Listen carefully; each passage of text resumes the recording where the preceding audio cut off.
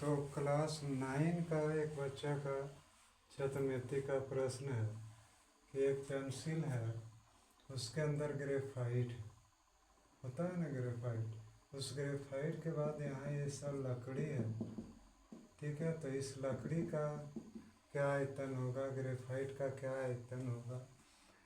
तो देखिए, ये जो पूरा पेंसिल है उसका व्यास दिया हुआ है 7 मिलीमीटर। तो हम जानते हैं, देखिए पेंसिल लिखा हुआ है। अब जब व्यास दिया हुआ है तो हम त्रिज्या निकालते हैं। त्रिज्या जो होता है व्यास का आधा होता है। यह मिलीमीटर में दिया हुआ है, लेकिन पेंसिल की लंबाई सेंटीमीटर में है, इसलिए मिलीमीटर को सेंटीमीटर में बना लेते हैं। तो 10 से डिवाइड करते हैं। उसके अंदर ग्रेफाइट का जो डायमीटर व्यास दिया हुआ 1 मिलीमीटर है, तो उसका भी रेडियस यानी त्रिज्या निकालते हैं तो हाफ आएगा।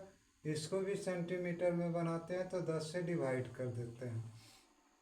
इसकी भी लंबाई जो है वह पेंसिल की लंबाई के बराबर 14 सेंटीमीटर। अब हमको ये निकालना है लकड़ी का, तो पूरा पेंसिल का पहले हम आयतन निकाल लेते हैं, ठीक है। ये पूरा पेंसिल का, उसमें ये जो ग्रेफाइट वाला भाग है, इस ग्रेफाइट के आयतन को घटा देते हैं। तो पूरा पेंसिल का आयतन का सूत्र पेंसिल या ग्रेफाइट किस रूप में है, ये बेलन के रूप में है। किस रूप में है, बेलन का। तो बेलन का सूत्र πr² होता है। तो चूंकि यहाँ दो बार तरह का त्रिज्या है, पेंसिल का अलग है और ग्रेफाइट का अलग है, तो इसको हम सूत्र के रूप में लिखते हैं πr1² और ग्रेफाइट के लिए लिखते हैं πr2² पाई का मान 22/7 रखते हैं। पेंसिल का त्रिज्या है 7/20, था स्क्वायर है तो 2 बार लिखे। ऊंचाई 14 सेंटीमीटर लिखे। देखिए 7 7 कट गया, 2 से 11, 2 से 10 कट गया, फिर 2 से 7 कट गया, 10 कट गया। तो ऊपर में बचा 11, 7 7 गुना करते हैं 539 और 10 दें 100। अब ग्रेफाइट का है, पाई का 22/7, R2 है 1/20, तो R² है तो 1/20 गुने 1/20।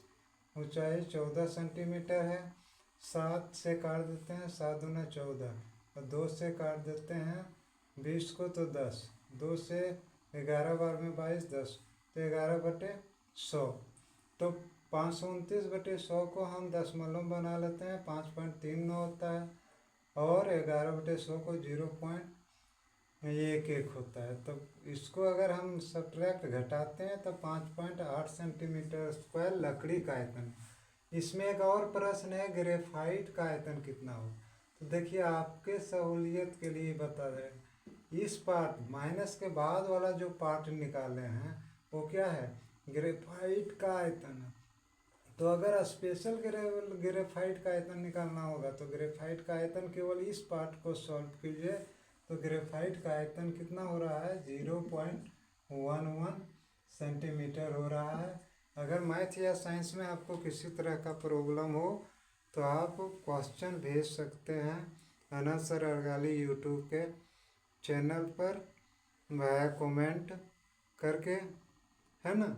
या अगर कहेंगे आप लोग तो मैं आपको अपना व्हाट्सएप नंबर दूंगा, आपके सभी समस्याओं को मैं हल करूंगा।